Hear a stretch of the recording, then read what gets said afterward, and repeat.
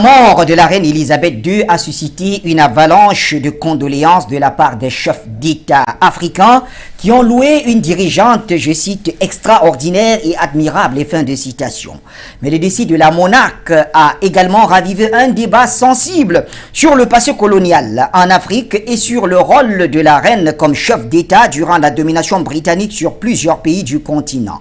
Et bien que vous inspire ce débat, quel souvenir gardez-vous de celle qui a régné pendant 70 ans et dont les souvenirs ne font pas l'unanimité? C'est une des questions que nous nous posons ce soir. À côté de cela, nous parlerons de la crise entre le Mali et la Côte d'Ivoire. Ces derniers jours, la tension est montée d'un cran entre Bamako et Abidjan après que les autorités maliennes ont conditionné la libération de 46 mercenaires à l'extradition de certaines personnalités politiques maliennes en exil à Abidjan. Il s'agit notamment de Karim Keïta, fils du feu, le président déchu Ibrahim Boubacar Keïta, et de Tieman Hubert Koulibaly, ministre de la Défense sous le précédent régime. Interrogé sur l'affaire, Antonio Guterres, secrétaire général des Nations Unies, a affirmé catégoriquement que ces soldats ivoiriens ne sont pas des mercenaires, contrairement aux accusations des autorités maliennes. Que vous inspirent ces déclarations du secrétaire général des Nations Unies? Peut-on conclure qu'Antonio Guterres a choisi son camp? La question reste posée.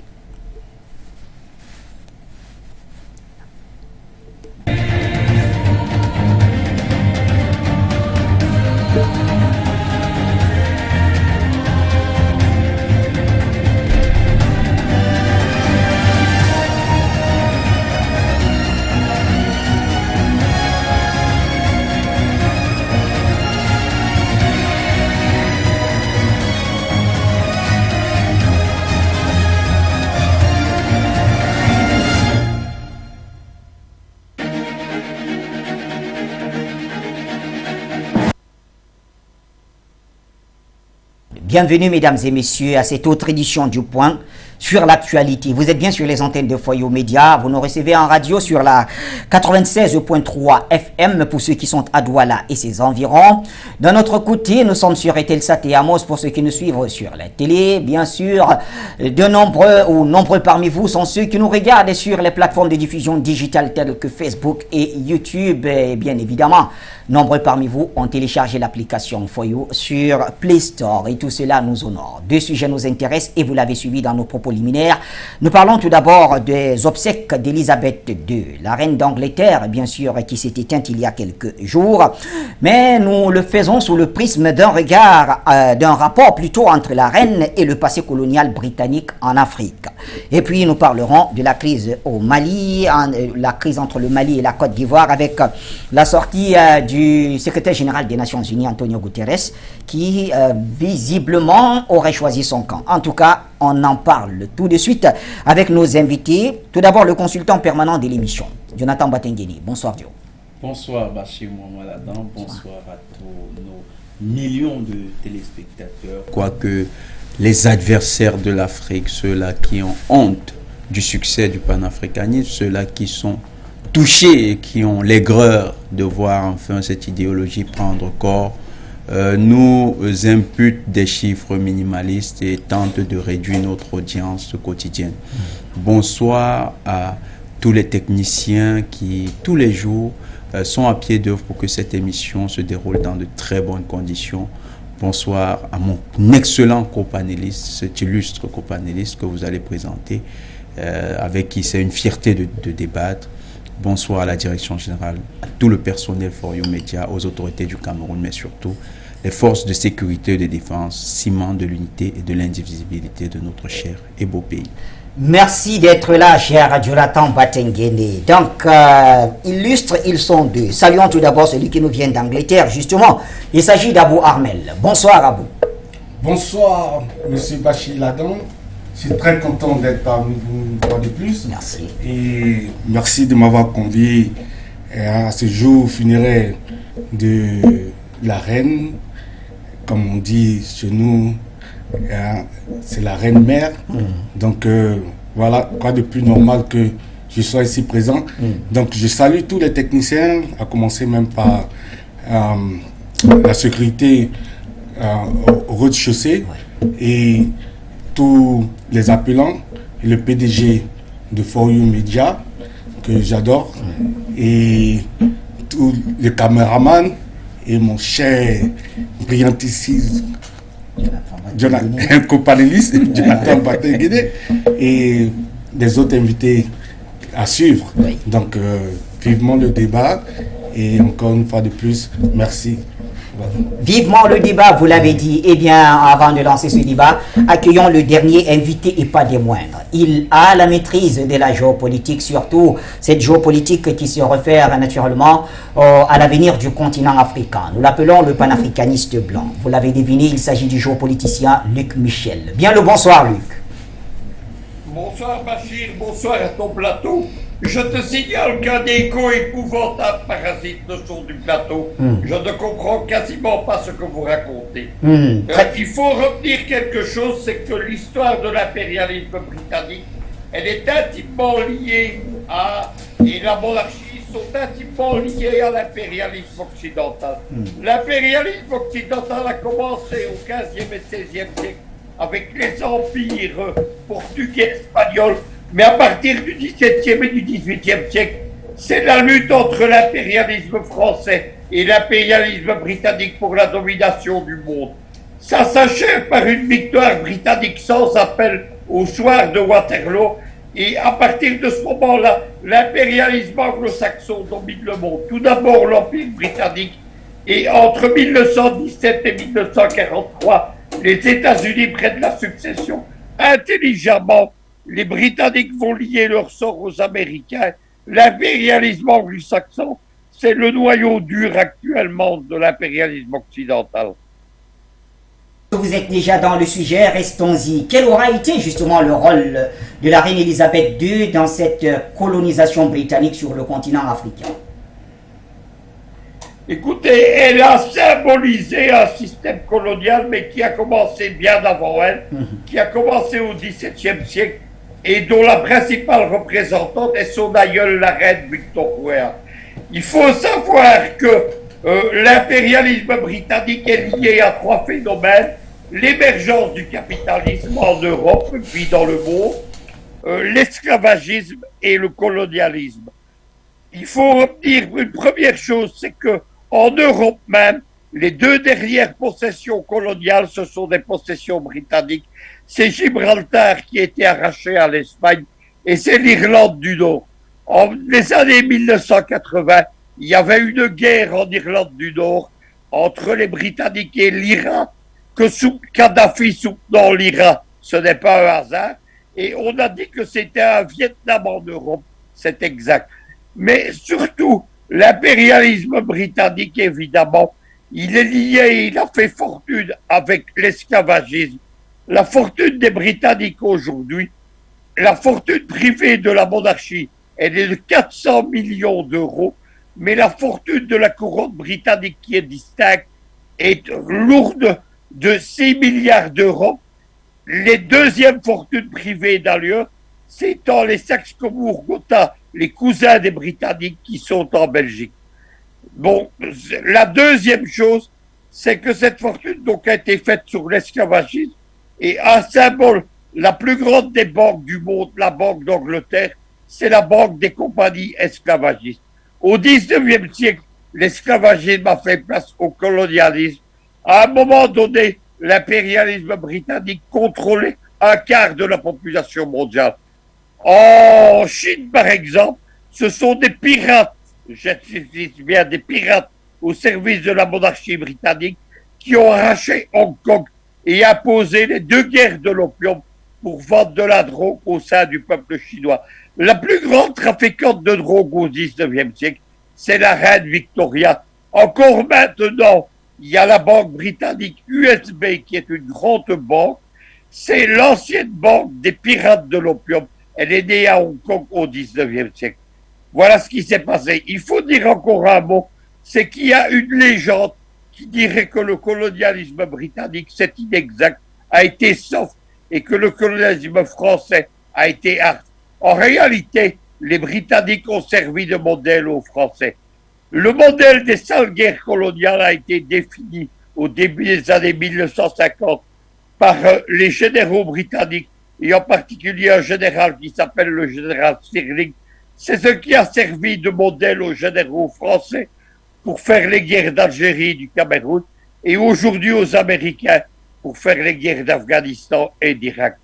Deuxièmement, le Commonwealth qui est mis au point évidemment pour faire persister l'Empire britannique, c'est lui qui a servi de modèle à De Gaulle et à Foccart pour créer la France-Afrique qui s'appelait d'ailleurs la Communauté française avant les indépendances de 1960-1962. Voilà tout ce qu'il faut retenir. Partout dans le monde, il y a une vague de colère, en Asie, en Inde, en Chine, en Afrique évidemment, contre ceux qui se font les laudateurs de la monarchie britannique et les chefs d'État qui vont louer la reine Elisabeth II, où ils ne connaissent pas leur propre histoire, où ils montrent leur suggestion mentale. C'est inacceptable. Il faut encore dire un mot, c'est que même au sein du peuple britannique, ce n'est pas accepté par tout le monde. Les images qu'on vous montre du recueillement, de l'enterrement, etc., c'est de la propagande.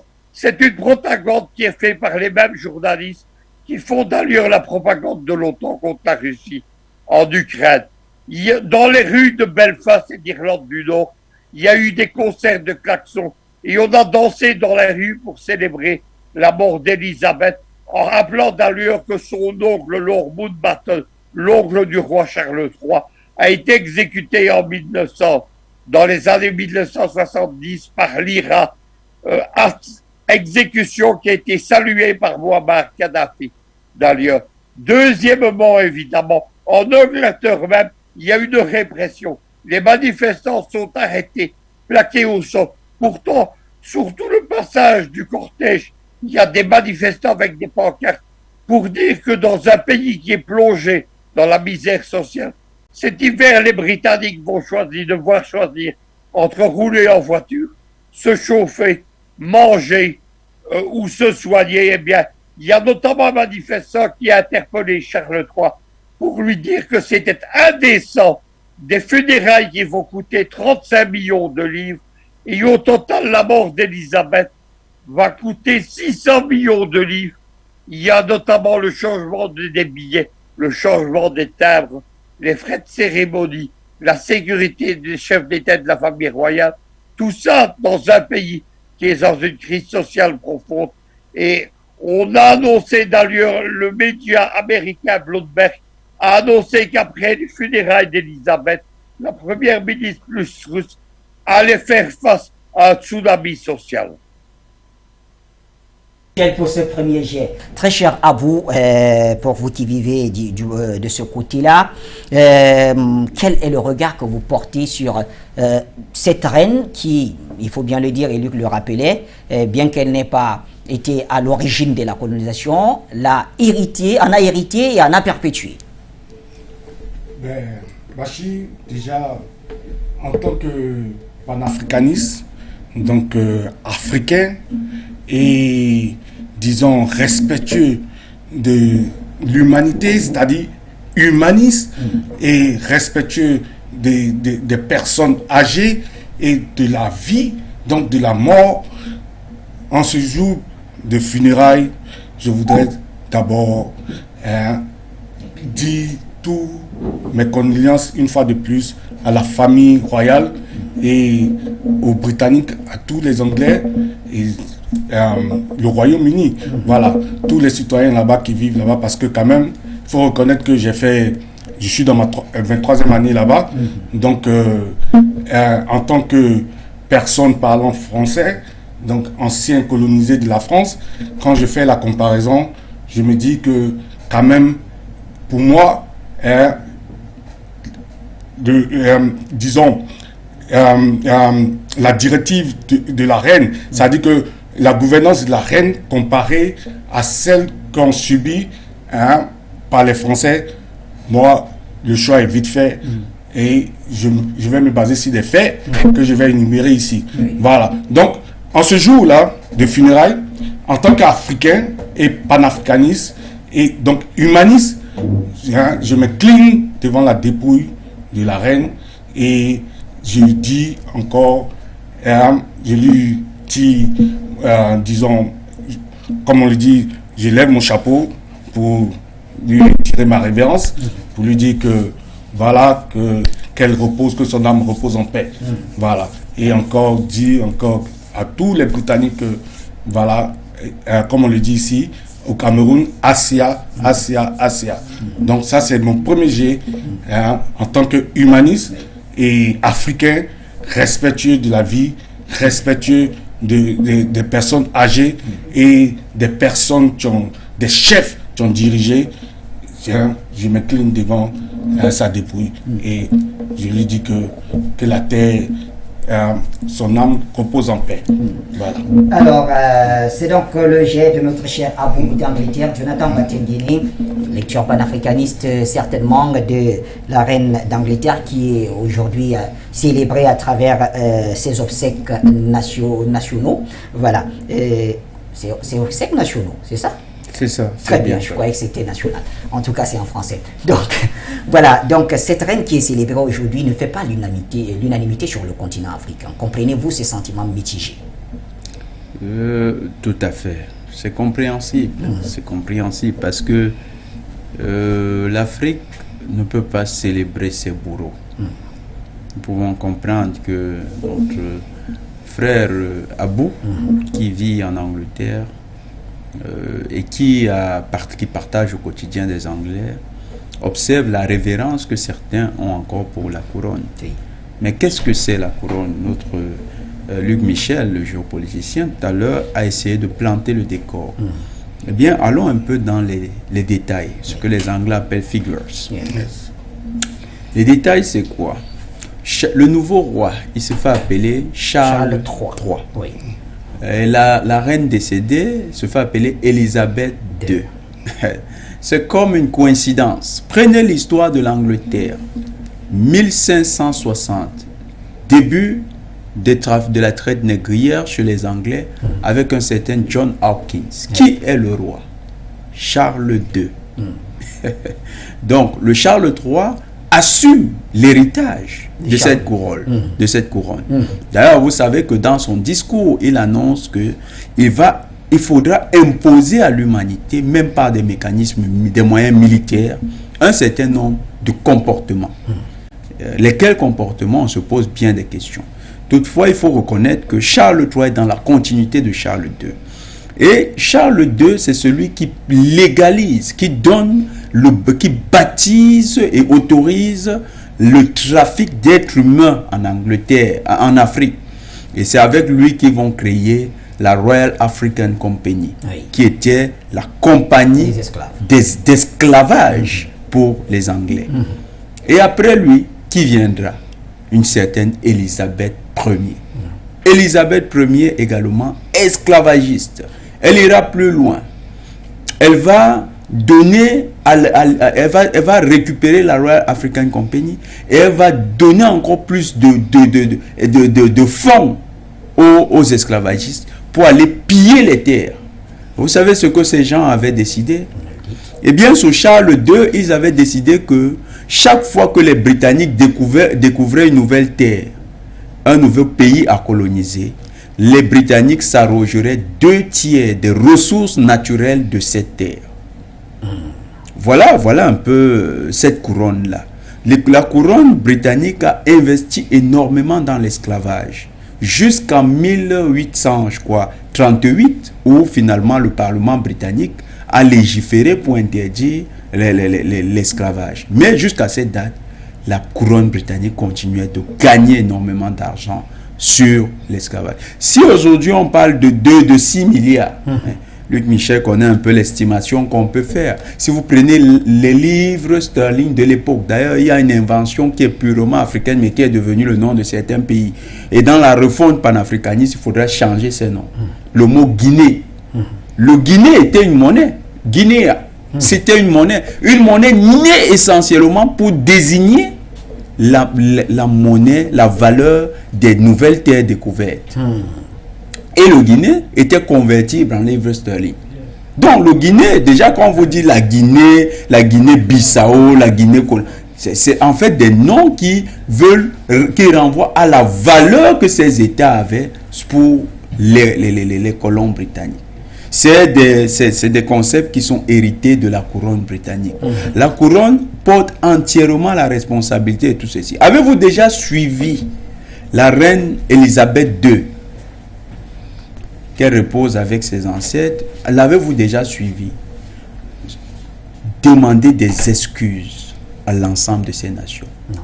Plutôt, en 1949, après la décision de créer le Commonwealth, et puis à Londres, il a été décidé de donner la possibilité aux pays de devenir des républiques, ceux qui souhaitaient devenir des républiques, qu'ils deviennent des républiques.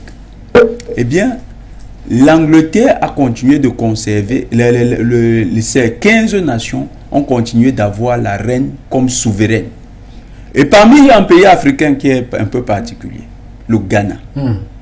Le Ghana, son chef d'État normal, c'est la reine d'Angleterre. Donc, le président qui est là n'est qu'en fait, il n'est qu'un représentant, il joue un peu le rôle des gouverneurs coloniaux. Voilà un peu le sens que l'Angleterre, la couronne d'Angleterre, a donné à ce qu'ils appellent la civilisation. Souvenez-vous du grand poète anglais, Rudyard Kipling, qui disait « Civiliser le nègre est la lourde mission de l'homme blanc ». C'est ça l'entreprise civilisationnelle. C'est une entreprise qui a créé des déportations massives. Rien que les déportations dues à l'esclavage, on estime le travail anglais à plus de 8 millions. Mais là, c'est les chiffres minimisés que donne la couronne. Oui. On pourrait extrapoler à 16, voire 24 millions. Parce que chaque fois, il faut multiplier au moins par 3 les chiffres qui sont avancés par ceux-là. On estime qu'ils ont dissimulé beaucoup d'informations. Ils ont envoyé des hommes travailler comme de la chair à canon, sans rémunération.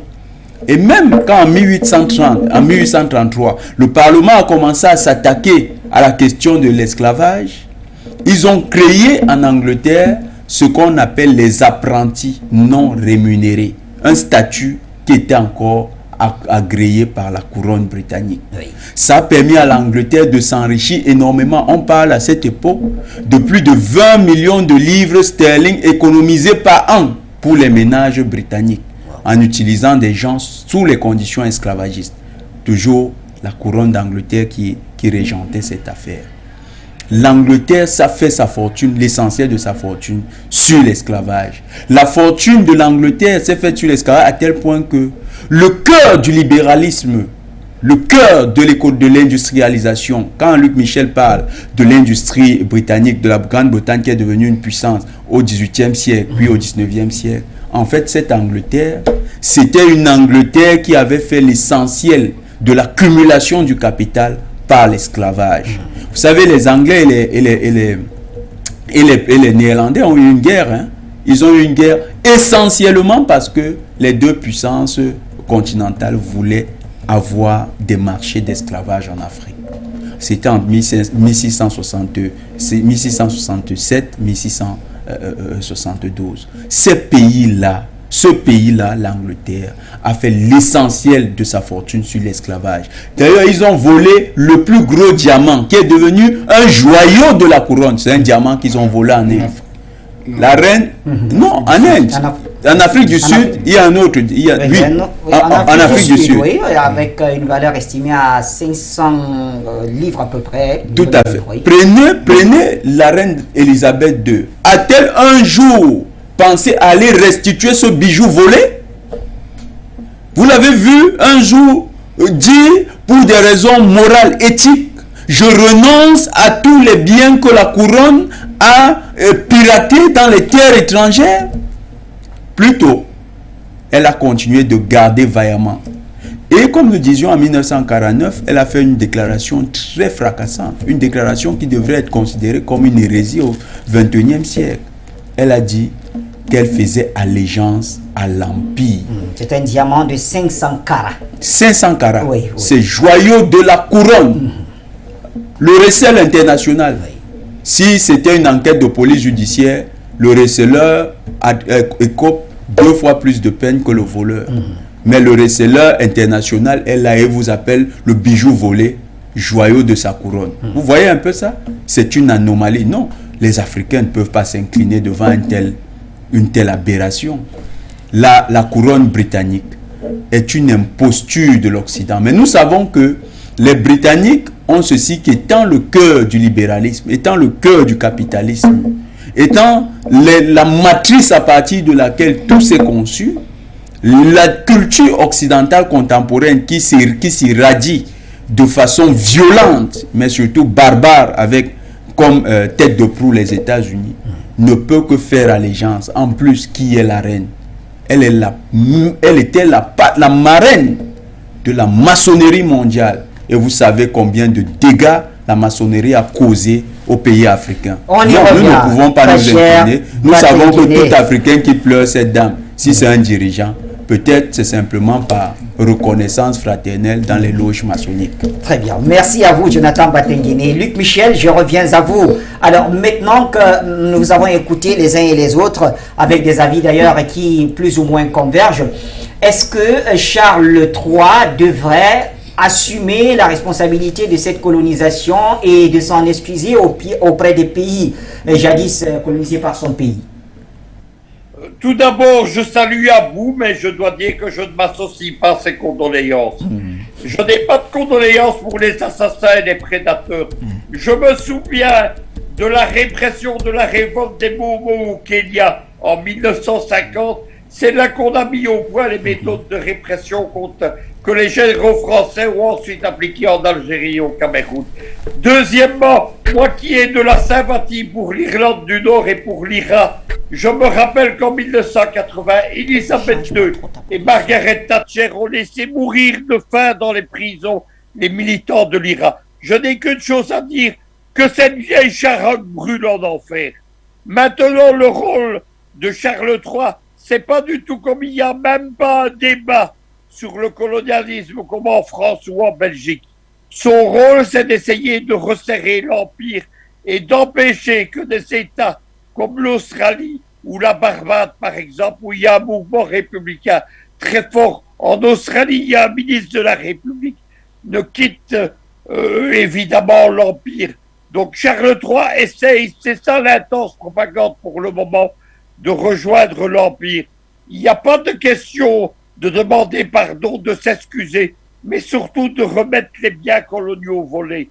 Le British Museum, c'est une immense collection de biens volés un peu partout, et pas seulement en Afrique, mais également en Asie et en Grèce. La Grèce réclame le retour des frises du Parthénon, qui ont été volées par un Britannique au 19e siècle. Elles sont toujours détenues là-bas. L'Angleterre, c'est exactement des prédateurs coloniaux. C'est le modèle de la prédation occidentale qui va être celle du roi Léopold II en Belgique, ou des Français, ou des Espagnols, ou des Portugais, etc. Il n'y a pas du tout d'indulgence à avoir, de condoléances ou de respect pour, je le répète, cette vieille charogne d'Élisabeth II qu'elle brûle en enfer. Pour cet autre tour de table, on va refermer le tour de table avec vous des messieurs sur le plateau justement. Abou, je me retourne vers vous. Alors, est-ce que vous comprenez quand même la position de ces Africains qui estiment qu'ils n'ont pas, et même au-delà, vous l'avez écouté Luc Michel, qu'il n'y a pas de compassion possible pour celle qui aura été, selon eux, à la manette quand même des souffrances de certains pays du continent? Merci une fois de plus, Bachi. Je dirais que, comme je l'ai mentionné à mon premier jet, étant panafricaniste, nous sommes d'abord et avant tout humanistes et africains. Voilà. Et nous sommes un peuple qui parle la langue française qui avons été colonisés par la France. Donc, quand nous faisons la comparaison à ce que la gouvernance de la reine qu'on appelait l'indirect rule en Afrique, nous disons que la gouvernance de la reine comparée au direct rule de la France, quelque part pour nous, nous trouvons qu'il y a plus d'avantages dans la gouvernance de la reine, plus on parle d'intérêt. Il y a plus d'intérêt dans la gouvernance de la reine que celle de la gouvernance de la France. Donc, est-ce que pour autant cela élude comme ça le rôle qu'aura joué cette Grande-Bretagne, les souffrances qu'elle a infligées? Elle s'est enrichie quand même sur la sueur, le sang des Africains. Bien sûr que je conviens avec ce qu'il y a eu dans le passé. Moi, je peux même énumérer un cas. Hein, en tant que panafricaniste, je me rappelle de nos pionniers. Kwame Nkrumah, Oui. panafricaniste du Ghana, qui, dès la deuxième année de la couronne de la reine, qui allait visiter Kwame Nkrumah contre le gré de trucs, comme on appelle ça même, la majeure partie des partis anglais. Mais pour montrer sa bonne séance, elle a même esquissé des pas de danse avec Kwame Nkrumah. Vous comprenez? Mais qu'est-ce qui s'est passé à la suite? Kwame Nkrumah a été déchu. Il y a eu un coup d'État. Oui. Donc, où on a même... les langues ont même accusé que ça doit être la reine qui a fomenté ce coup d'État contre Kwame Nkrumah. Donc, il y a tous ces méfaits-là dont nous nous rappelons, par exemple, la majeure partie des diamants de la couronne de la reine sont africains. Et au départ, même, la reine est couronnée parce que son père décède au Kenya lors d'un safari. Donc, on peut dire que c'est l'Afrique qui a offert la couronne à la reine. Mais à la suite, on a vu les Boloro Kenya, un peuple là qui a été décimé à la suite même de son couronnement, où elle a donné l'ordre qu'on puisse tirer sur eux, et ce peuple-là a été massacré dans un génocide. Donc, il y a tous ces méfaits dont on peut mettre au titre de la couronne de la reine, mais nous disons que dans la continuité, il y a eu quand même un rachat par rapport au fait que nous constatons en tant que panafricanistes que les pays anglophones, les pays parlant anglais, comparés à nous parlant français, ont une certaine avance économique, connaissent quand même une certaine paix que nous, dans les pays francophones, qui sommes encore sur le poids du CFA ou bien de la gouvernance française, souffrons et nous plaignons encore de cette tutelle française. Mais contrairement à l'Angleterre, qui a laissé du lest et un peu dans le commerce doux avec ses anciennes colonies. Donc, c'est tout ce package-là, ou bien cette vue globale, qui m'amène à dire que elle a eu peut-être, disons, un règne très long, mais dans ce règne très long, il est nuancé. Elle a mal commencé, mais avec le temps, elle a su garder tout le Commonwealth dans un commerce doux où, quelque part, chacun y trouvait un peu son intérêt. Et en tant que personne vivant en Angleterre, toutes les communautés sont respectées là-bas et toutes les religions sont respectées. On a une certaine vie en cohésion où on a, comme on dit, equal opportunity. Donc, on a un peu les mêmes chances de se développer là-bas. Donc, merci, tout ça m'amène à dire que, quelque part, ma position est un peu nuancée en tant que panafricaniste, pur et dur, mais aujourd'hui, quand même, je peux dire que la reine... On peut vous comprendre très bien. On peut vous comprendre. Donc, on se comprend. Jonathan Vatengene, si vous voulez bien, laissez-moi donner 30 secondes à Luc Michel avant que vous ne refermiez cette partie. Luc voudrait ajouter quelque chose, certainement. Luc, en 30 secondes. Oui, j'entends à vous parler de l'humanisme. L'humanisme a été introduit dans le panafricanisme par Lumumba. En 2019 sont sorties les mémoires de l'ambassadeur d'Angleterre au Congo. Elle explique dedans froidement que l'assassinat de Lumumba, c'est une coopération entre le MI6 britannique, la sûreté de l'État belge et la CIA. À partir de ce moment-là, je ne vois pas pourquoi il faudrait avoir de l'humanisme pour les assassins de Lumumba. C'est tout simplement cela qu'il faut retenir. Je maintiens dedans que nous n'avons pas d'indulgence à avoir pour les assassins et pour les prédateurs coloniaux. Maintenant, un mot encore, les diamants de la couronne d'Angleterre, ils ne viennent pas d'Afrique, ils viennent d'Inde, notamment le Koh-i-Noor, qui est le joyau de la couronne, le diamant qui figure sur la couronne, et le diamant sur le sceptre, dont le retour est réclamé par le gouvernement indien. Ce sont des choses qui ont été volées au temps de l'Empire des Indes.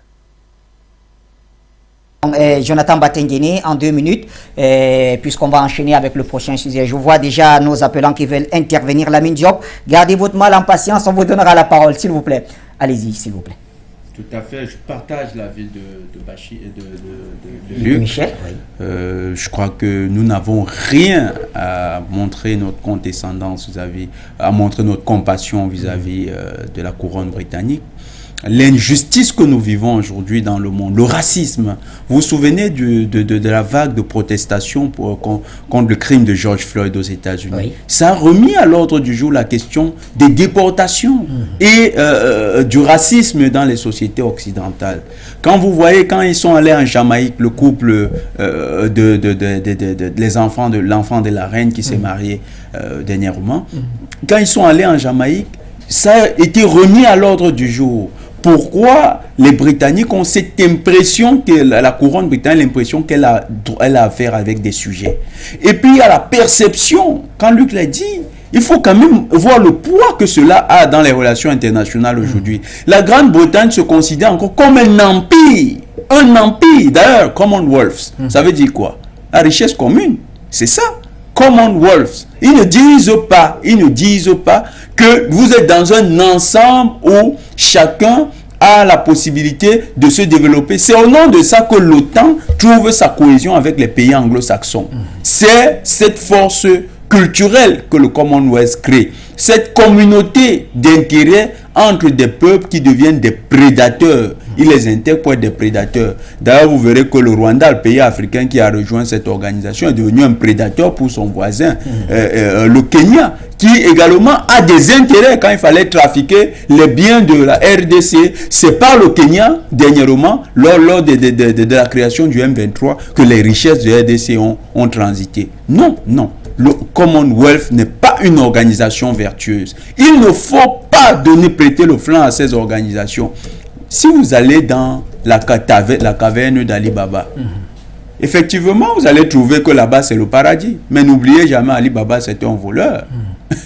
D'après l'histoire. Oui. Hein? Ali Baba et les 40 voleurs. Ali Baba peut aller voler partout et vous retrouvez tout dans sa caverne. Donc, n'allez jamais vous dire que parce que vous êtes dans la caverne du voleur et parce que tous les objets recélés sont là-bas et sont mirobolants, ça veut dire que là-bas c'est le paradis. C'est pas le paradis. Si la Grande-Bretagne est aujourd'hui le pays qu'elle est, c'est parce que ils ont pillé l'humanité. Et d'ailleurs, la crise en Ukraine nous apprend des choses.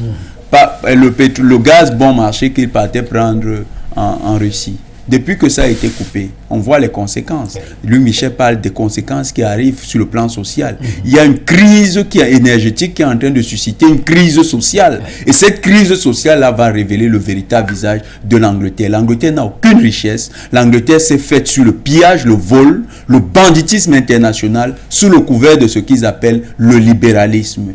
En fait, quelles sont les libertés qui sont respectées?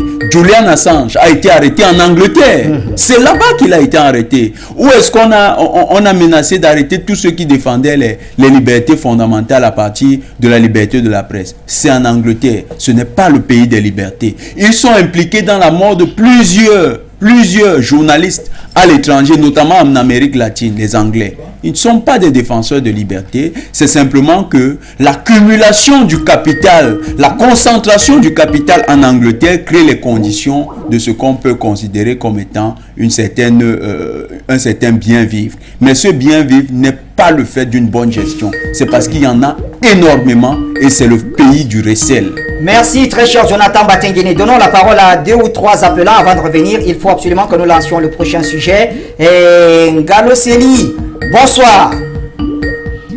Alors l'ami...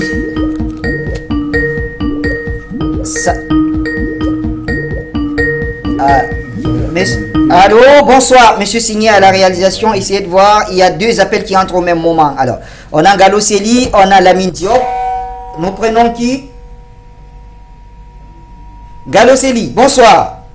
Oui, bonsoir Monsieur Ladan, bonsoir à vos invités, bonsoir à tous les téléspectateurs de For You Media et un salut particulier d'Angleterre parce que vraiment c'est un coup dur pour la couronne. Mais j'appelais simplement pour dire Monsieur Ladan, l'humanisme est un caractère intrinsèque de l'Africain. Donc, quelqu'un ne peut pas nous demander de ne pas être humaniste vis-à-vis de la reine. C'est pas normal. Vous avez vu, le président Goïta a libéré les 3 femmes parmi les mercenaires. Par humanisme, c'est notre marque, les Africains. C'est pas quelque chose à géométrie variable. On n'est pas humaniste le lundi et le mardi, on n'est pas humaniste parce qu'il y a eu un volcan. Non, on reste humaniste. Donc, sur ce plan-là, il faut tirer un hommage à la reine d'Angleterre. Au-delà de ça, je suis d'avis avec Abou d'Angleterre que la couronne d'Angleterre, regardez toutes les anciennes colonies d'Angleterre, y compris les États-Unis, l'Inde, tous les pays qui ont été influencés par l'Angleterre, mais ils ont développé des belles cités où les gens ont quand même un minimum de vie décente. Mais regardez tout l'espace roman, ce qu'on appelle les Français, les Belges, et la colonisation belge et italienne, les gens souffrent dans ces concrets-là. L'Espagne est aussi un peu épargnée parce qu'on voit en Guinée équatoriale, on voit en Angola et tout, que les gens vivent quand même bien, mais vraiment, comment on appelle, le poison de toute cette colonisation, c'est le poison français. Mais regardez comment nous vivons en guerre. Cameroun, Côte d'Ivoire, Mali, toute l'Afrique aujourd'hui, tous les problèmes de l'Afrique sont concentrés dans les pays francophones. Donc c'est vraiment ça que je voulais souligner pour saluer mon ami, mon frère Abou, et lui dire que les bonnes condoléances. Bonne soirée à vous. Merci, très cher ami. Lamine Diop, bonsoir. En 1 minute également. Wow, en 1 minute. Bonsoir, mon cher Bachir. Oui. Et puis, bonsoir l'ensemble des téléspectateurs, auditeurs de Foyer Chez Technique, et puis l'ensemble des panélistes. Bah, écoutez, Bachir, je pense que mon cher Abou, s'il faut noter cette émission, enfin, s'il faut noter les panélistes de cette émission-là, je pense que tu risquerais de ne pas avoir la moyenne. Parce que là-dessus, tu as été bien dans l'émission au départ, mais après coup, tu as commencé à ergoter et tu t'es effondré tout seul. Ils ont raison, les autres panélistes. L'humanisme, c'est quelque chose de société morale. Comment voulez-vous dire je suis humblement et humainement gentil envers ces gens-là qui, par procuration, ont massacré ton peuple? Et c'est d'ailleurs ce que je reproche, Bachir, aux Noirs. Et oui, les Noirs sont socialement trop bons. C'est pour ça que l'Occident ne nous respectera jamais. Parce qu'ils savent qu'ils peuvent nous faire tous les mal possibles sur cette planète. On sera toujours là avec un sourire de banane, avec les dents toutes blanches, je dirais finalement, ouais, écoute, like that. Non, non. C'est pour ça que j'ai toujours estimé mes amis algériens, parce qu'ils ont tout compris. Le respect, c'est quelque chose qui est réciproque. Vous me respectez autant que je vous respecte. Au cas contraire, fuck. Ok, moi je m'arrête là parce que j'avais autre chose à dire là-dessus sur la reine, mais peut-être une autre fois. Merci, à bientôt. Ciao. Revenir dans les prochaines éditions. Jean Sakpono nous appelle des États-Unis. Bonsoir Jean, merci d'être avec nous, vous avez la parole.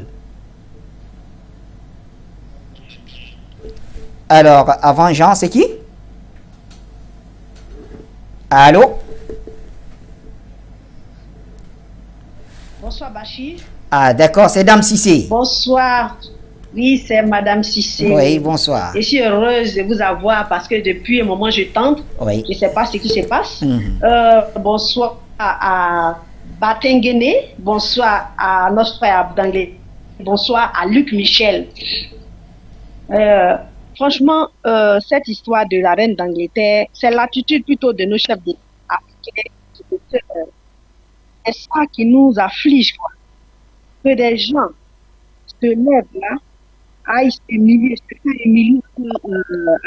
là-bas à l'extérieur, soit disant qu'ils vont au conseil d'une soi-disant reine. Pendant qu'on les parque dans le frère, comment il s'appelle, qui vient d'appeler là, Lamine vient de parler, vient de dire, mais vient de mentionner ça, qu'ils vont se faire humilier comme ça, on les parque dans un bus pour aller soi-disant aux obsèques d'une reine. Vous savez, on ne finira pas de dénoncer cela. Bon, c'est ça qui humilie. Pourquoi ces gens-là veulent toujours humilier l'Afrique? Mais notre frère Abou d'Angleterre, c'est vrai qu'on comprend que vous êtes, vous y séjournez, mais l'image de cette reine-là est trop sale. C'est une image trop sale. Jamais on ne l'a vu prendre position officielle pour défendre les faibles. Quand on a assassiné, vous pensez qu'elle a été neutre dans l'assassinat de Saddam Hussein? Elle est neutre dans la guerre qui se passe en Syrie. Elle est neutre dans tous les complots qui se passent dans le monde. mais c'est une sorcière. Au nom de quoi je voulais savoir au nom de quoi elle est reine de 15 pays. Je ne sais pas, de Commonwealth. C'est vrai que vous avez parlé de commerce, il y fait bon vivre, il y a l'égalité entre les gens, entre les peuples là-bas. Mais nous, les Africains, c'est pas ça qu'on veut. Pour l'instant, nous souffrons. Mais elle ne dit pas, elle ne dit mot sur tout ce qui se passe. Elle est complice même. Elle fait des causes. Finalement, les États-Unis et la Grande-Bretagne ont toujours le même point de vue. Pour connaître le point de vue de la Grande-Bretagne, c'est le point de vue des Américains, ou le point de vue pour connaître le point de vue des Américains, c'est le point de vue de la Grande-Bretagne. Vous voyez, les Africains n'en ont rien à foutre. Cette mort-là, je pense que le monde se portera mieux. Le monde se portera mieux. Qu'est-ce qu'elle apporte à l'Afrique, celle-là? Qu'est-ce qu'elle apporte? Nous, on veut savoir en gain. Qu'est-ce que l'Afrique gagne? Rien! Qu'est-ce que le monde gagne? Au contraire, le monde se portera mieux. Quand vous volez les diamants du sang, les crimes, les meurtres, vous êtes là et on dit oui, il faut, franchement, ouais, quel est le respect qu'il faut apporter à celle-là? Quel est le respect? Oh, franchement, je crois que le monde se portera mieux. Une page est tournée. Merci. Merci, Dame Sissi. Prenons le dernier appelant avant de revenir. C'est donc Jean Sakpono. Jean, bonsoir. Bonsoir Bachir, bonsoir. Salut vos invités. Jonathan, bonsoir. Bonsoir Luc Michel, bonsoir Abou. Oui, comme on n'a pas assez de temps, effectivement, nous suivons. Abou, quand tu n'es ni chaud ni froid, tu es vomi. Voilà la chose. Et nous savons que c'est vrai que nous sommes des humains. Est-ce qu'être humain dit que la vérité doit être rejetée? Je vous dis souvent sur les antennes panafricanistes qu'il y a deux groupes démoniaques. La franc-maçonnerie, la loge anglaise est moins sanguinaire que la loge française. La loge française est au-dessus de tout. Elle est proche du diable. C'est pourquoi la France est l'image du Satan et l'image de Lucifer. Et ceux-là, ils ne les îlent pas. Ils boivent vos sangs. Voilà. Alors, si vous qualifiez la reine d'Angleterre parce que nous sommes des humains, vous avez, comment on l'appelle ici, dans les pays hispaniques, la sorcière. Satan, Lucifer. C'est comme ça qu'on l'appelle. Mais Abou parle ainsi parce que il est bon, je ne vais pas aller de trop dans ce côté, mais parce que bon, il est réfugié là-bas, bon, on l'a reçu, bon, mais n'associez pas le panafricanisme ou bien l'humanisme à cela. Il faut faire la différence, sincèrement. Il ne faut pas, parce que tu me fais du bien, que quand tu fais le mal, je vais me taire.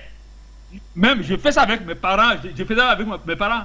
Tu peux m'avoir pas, tu peux m'avoir. Si tu fais ce qui est mauvais, je ne vais pas te couvrir. Mais c'est clair. C'est ça l'humain. C'est ça ce qui apporte la paix. C'est ça ce qui apporte un changement. C'est ça ce qui donne, c'est ça ce qui moralise la vie sociale. S'il faut tenir compte du rang de la personne, de l'argent de la personne pour dire, bon voilà, non, ça ce n'est pas. Et c'est ce qui fausse notre foi en Dieu. Parce qu'à bout, je pense qu'il a sa sensibilité chrétienne. C'est ce qui fausse notre foi en Dieu. La vérité est la vérité. Ne soit pas Dieu pour juger la reine d'Angleterre, mais c'est ce qu'elle a fait qui va l'accompagner et qui l'accompagne. Le blabla qu'on fait autour d'elle là, tant pis, ça c'est mondain. Ça c'est mondain ça. Ne croyez pas à cela. Comme Luc Michel a dit. Mais comme les gens ne croient pas à l'enfer, effectivement, si elle peut aller là où elle doit aller, sa place, elle va là-bas. Quelque chose que nous faisons ici, c'est pourquoi il faut être juste. Faisons du bien. Disons la vérité. Battons-nous pour l'humanité, pour l'humanisme, pour la dignité humaine, partout. Est-ce que ça est différent de celle d'un individu qui meurt dans les rues de ma ville ici? Non, c'est les mêmes humains. Portons l'accent sur ça. C'est ce qui va nous motiver à mieux regarder la justesse dans les choses. À dire à la France et ses complices, l'Angleterre et autres, les États-Unis, de quitter l'Afrique. L'Afrique n'est pas leur jardin où ils viendront faire n'importe quoi. et nous prennent comme des animaux. Merci à vous, très cher Jean Sakonou. Voilà. Oh, merci infiniment, on vous a très bien compris, Jean. Merci infiniment. Voilà donc qui nous ramène vers le plateau. Débat très très animé en tout cas, et c'est tout à l'honneur du continent africain. Messieurs, sans transition, allons voir ce qui se passe entre le Mali et la Côte d'Ivoire. Et Pierre Signé va d'ailleurs changer tout simplement la thématique. Mais pour nos futurs appelants, vous pouvez intervenir sur les deux sujets, il n'y a pas de problème. Et bien sûr, de ce côté-là, c'est la sortie du secrétaire général des Nations Unies, Antonio Guterres, qui fait parler de lui une fois avec ce qui s'apparente à une prise de position. Et quant au statut des 46 soldats arrêtés du côté de Bamako depuis le mois de juillet, eh bien pour Bamako il s'agit de mercenaires, pour Abidjan c'était des soldats tout simplement ivoiriens en mission pour les Nations Unies. Et Antonio Guterres dit tout simplement qu'il ne s'agit pas de mercenaires. On va l'écouter pour ne rien inventer.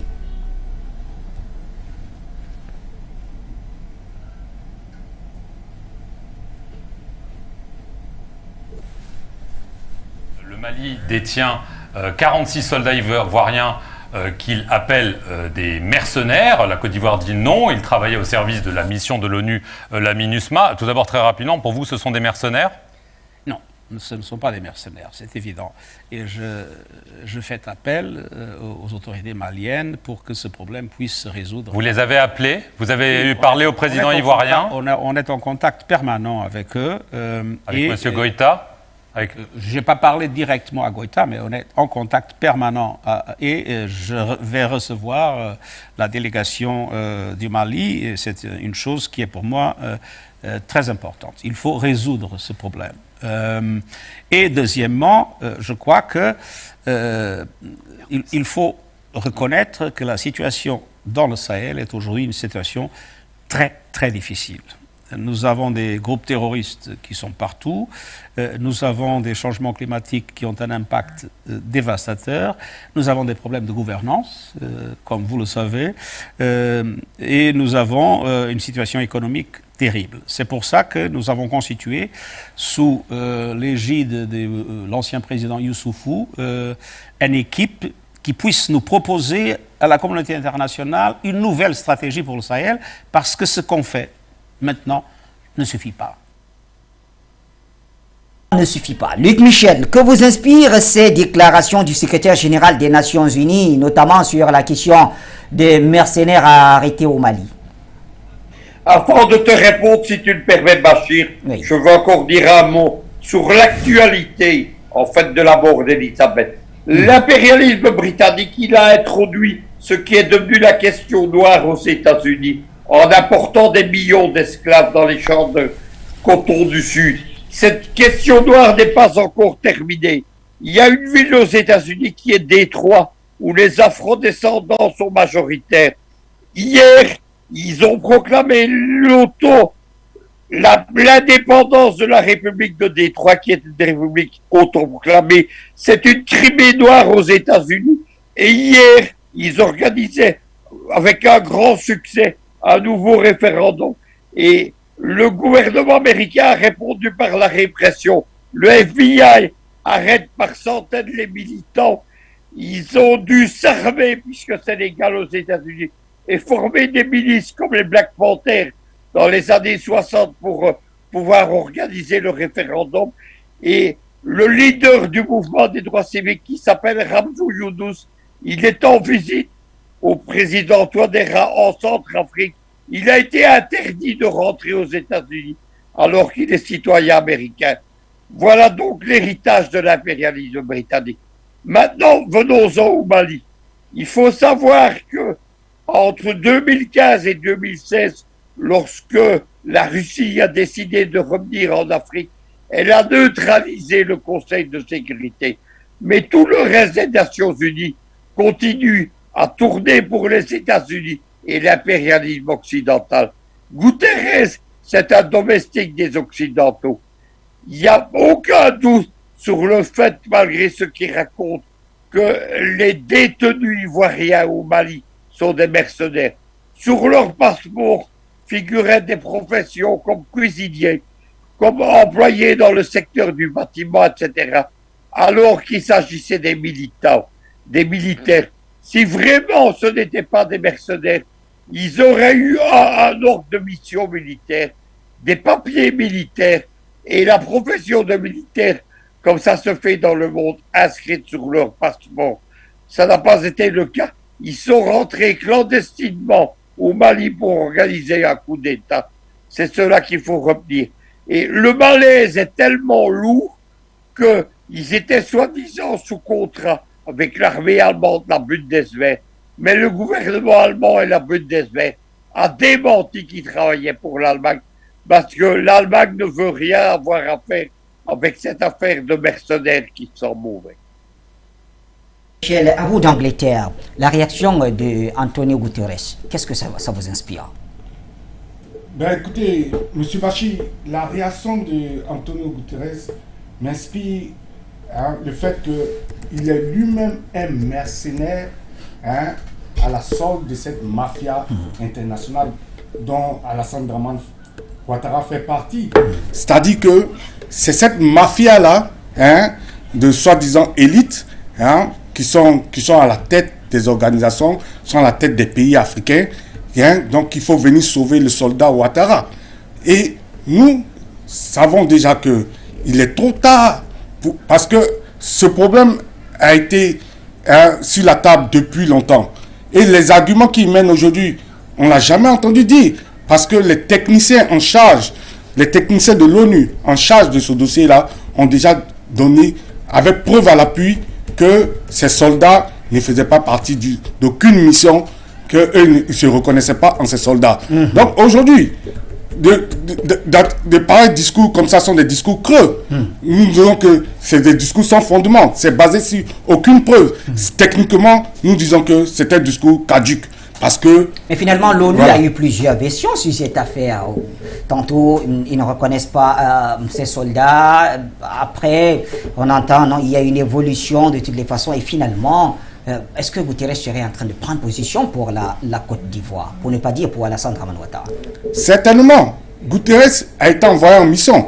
C'est un mercenaire qui a été envoyé en mission maintenant. C'est ce que je dis. Oui, la prise de position quand même que fait partie du travail de police. Oui. Antonio Guterres, on saurait dire que c'est un mercenaire, c'est le secrétaire général des Nations Unies. Voilà, secrétaire général des Nations Unies, oui. Mais à la solde d'un groupuscule, à la sorte d'une mafia, et il prend position pour sauver l'un de leurs.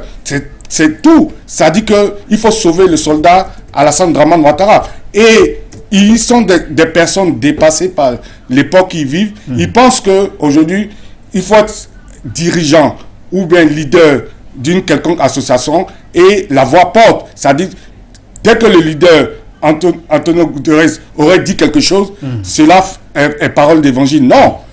Nous disons que les techniciens en charge de l'ONU ont déjà donné les preuves.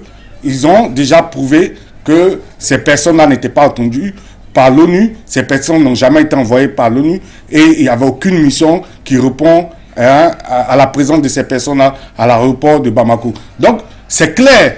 Nous disons que nous sommes à l'ère où il faut parler avec des preuves. Nous sommes à l'ère où il faut que tout soit transparent et tout soit mis sur la lumière avec des preuves tangibles. Donc, ce n'est pas un discours ou bien une quelconque déclaration qui fera, disons, effet sur les personnes, les panafricanistes que nous sommes aujourd'hui, très aguerris et très avertis. Nous disons que Guterres, il se trompe d'époque, qu'il se trompe de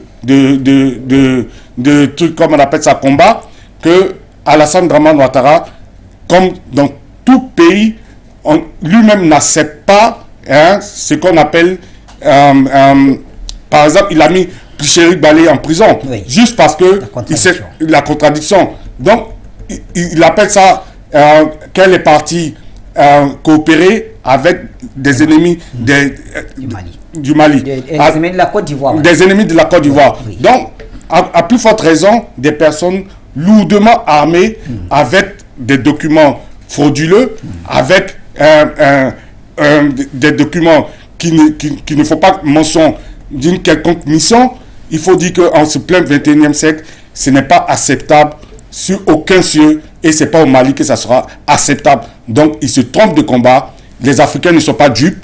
C'était des mercenaires. Point barre. Très bien. Merci, cher Abou. Jonathan Batengeni, cette démarche quand même, ou cette sortie de Antonio Guterres, ça donne un peu plus de lisibilité quant aux démarches ou tractations diplomatiques qui sont aujourd'hui en train d'être faites pour finalement mettre fin à cette crise entre la Côte d'Ivoire et le Mali. Ça complique encore les choses. On a déjà 3 sons de cloche venant d'une même organisation. Oui.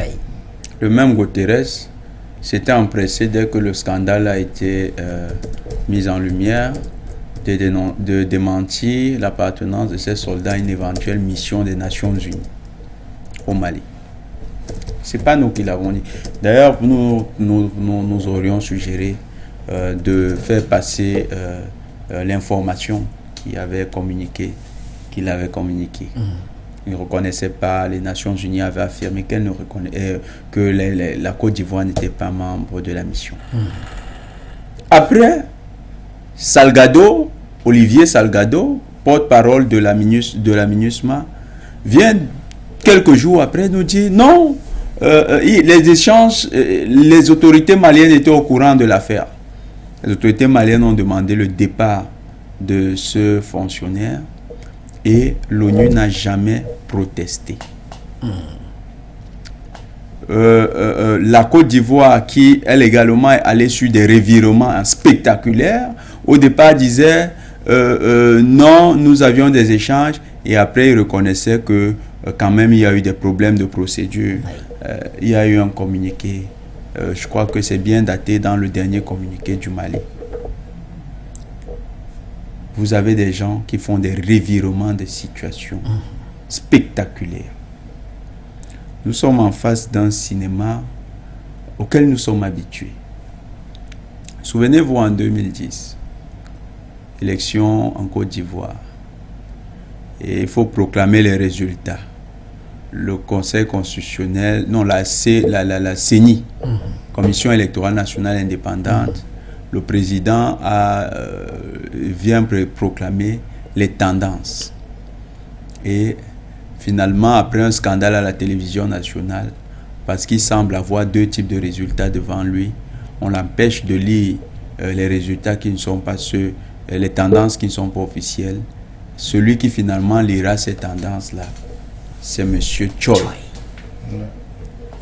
les Nations Unies. Donc, vous avez une organisation qui n'est pas neutre. Revirement dans le discours sur le cas malien.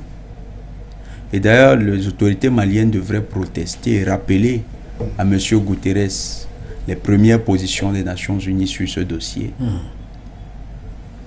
Et l'antécédent ivoirien, la prise de position claire de l'ONU pour le même Alassane Dramane Ouattara. Pourquoi donc les Nations Unies semblent protéger M. Ouattara? Premier sujet complémentaire. Ouattara n'est rien d'autre que le pion avancé du mondialisme tenu par le bloc libéral anglo-saxon sur l'Afrique de l'Ouest.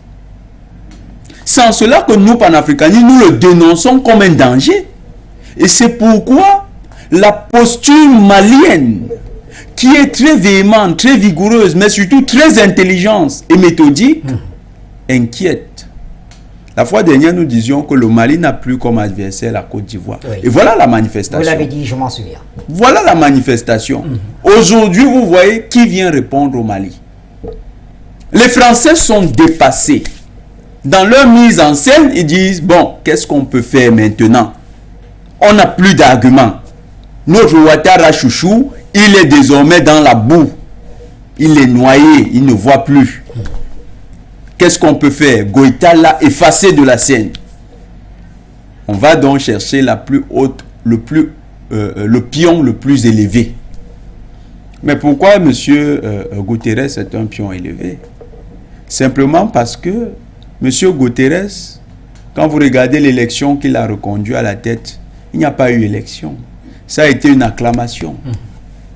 Ça a été une proposition portée par son pays, le Portugal, mais qui a été immédiatement repris par l'Union européenne. Il doit cela à la France, à toute l'Union européenne. Il doit cela aux Britanniques, il doit cela aux États-Unis. Monsieur Guterres est en mission, comme Choi l'a été à une certaine époque. C'est aussi ça qui nous montre que vous aurez beau devenir un haut fonctionnaire du système dit des Nations Unies. Lorsque vous êtes à des postes tout à fait stratégiques, vous ne servez en fait que les intérêts des puissances majeures de ce monde. Et particulièrement les puissances majeures du bloc de l'OTAN. Donc voilà ce qui se passe avec M. Guterres. Nous sommes dans une mise en scène des Nations Unies, mais il faut noter que les Nations Unies, ça a toujours été ça. On a toujours parlé de ce cinéma, la jeune fille qui ment en face de son père, la jeune fille koweïtienne qui a menti en face de son père en disant mon père a été tué, pourtant son père en face, et son père ambassadeur, son père la voit en train de faire du cinéma, et ceci avec la bénédiction des États-Unis.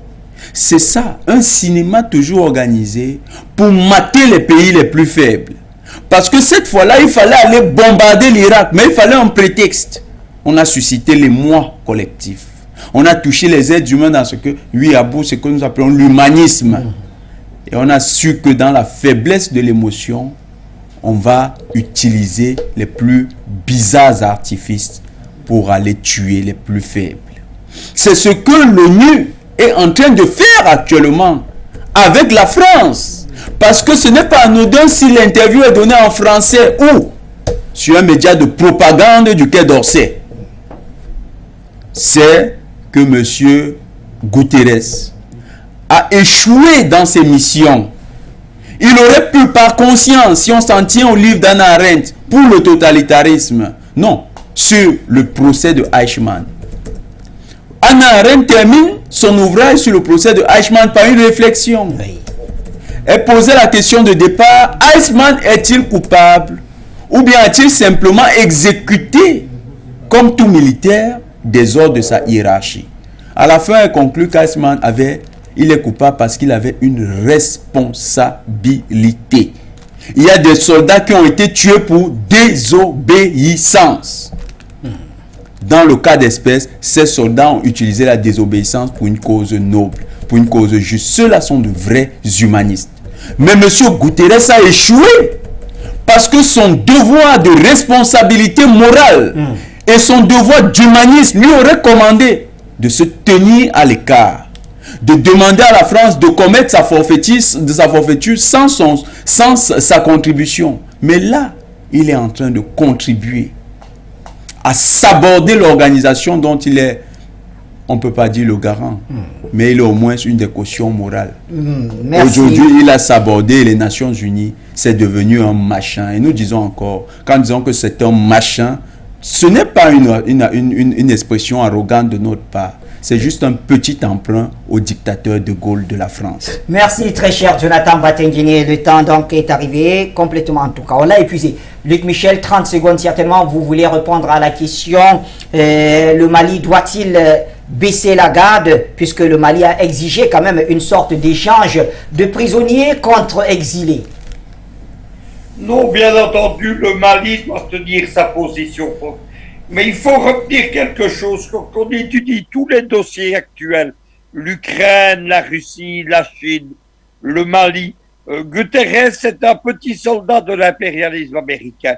Dans quelques jours, il va avoir l'Assemblée générale des Nations Unies et la délégation russe, membre du Conseil de sécurité, est empêchée d'assister à l'Assemblée générale. Les Américains, malgré leurs obligations internationales, refusant aux Russes le droit de se rendre à New York, au siège des Nations Unies. Et on n'a pas entendu une seule fois Guterres protester. Il est en train, je suis d'accord avec Jonathan, il est en train de saper les fondements des Nations Unies. Les Russes demandent déjà le transfert du siège en dehors du territoire des États-Unis. Voilà tout ce que Guterres va obtenir. Mais sur le Mali, évidemment, le Mali doit rester fort et ne pas se laisser intimider ni par la Côte d'Ivoire, ni par la CEDEAO, ni les Nations Unies. Tous ces gens, ce sont des, comme on dit, ils agissent comme des larrons en foire.